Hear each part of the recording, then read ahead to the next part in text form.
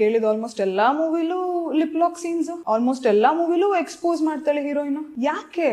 ನಮ್ಮ ಕನ್ನಡದಲ್ಲಿ ಮಾಲಾಶ್ರೀ ಮ್ಯಾಮ್, ಸೌಂದರ್ಯ ಮ್ಯಾಮ್, ನಾನು ಅವ್ರನ್ನೆಲ್ಲ ಫಾಲೋ ಮಾಡೋಂಥ ಹುಡುಗಿ, ಅವರೆಲ್ಲ ಹಿಂಗೆ ಬೆಳೆದ್ರಾ? ಅವರೆಲ್ಲ ಝೀರೋ ಫಿಗರ್ಸ್. ಅವರೆಲ್ಲ ಝೀರೋ ಫಿಗರ್ಸಾ? ಅವರೆಲ್ಲ ಹೆಂಗ್ ಬೆಳೆದ್ರು? ಯಾವ ತರ ಪಾತ್ರಗಳನ್ನ ಮಾಡಿದ್ರು? ನಮ್ಮ ಕನ್ನಡದವರು.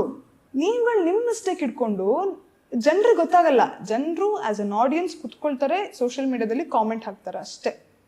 ಅಪಾರ್ಟ್ ಫ್ರಮ್ ದಟ್ ಇಲ್ಲಿ ಏನ್ ನಡೀತಾ ಇದೆ ಜನರಿಗೆ ಗೊತ್ತಾಗಲ್ಲ.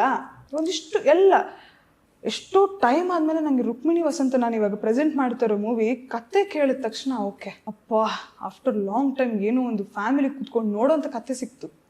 ಒಂದೊಳ್ಳೆ ನಿಜವಾಗ್ಲೂ ಒಂದು ಕತೆ ಅಂತ ಸಿಕ್ತು. ಪಾತ್ರಗಳು, ಎಲ್ಲ ಪಾತ್ರದಲ್ಲೂ ತೂಕ ಇದೆ, ಎಲ್ಲ ಪಾತ್ರದಲ್ಲೂ ತೂಕ ಇದೆ ಮೂವಿಲಿ.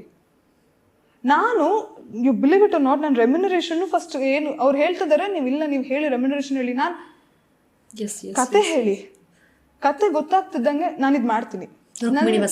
ನನ್ನ ಸೀರಿಯಲ್ ಪೇಮೆಂಟ್ಗಿಂತ ನಾನು ಕಮ್ಮಿ ತಗೊಂಡಿರೋದು.